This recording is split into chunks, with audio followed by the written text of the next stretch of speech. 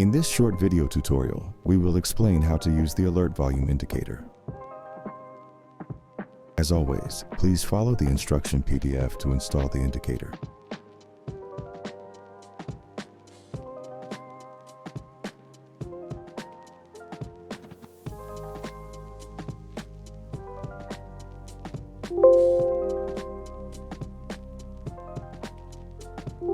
Once you added the indicator to your NinjaTrader environment, go ahead and open a chart. Select your preferred instrument.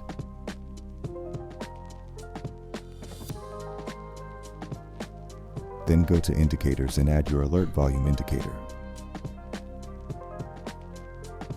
Personalize the sound alert.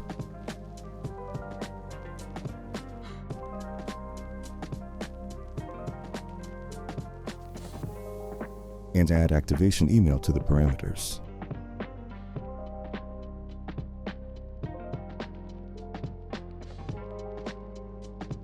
After that, the indicator is ready to be used, and it will alert you as soon as important volume spikes take place.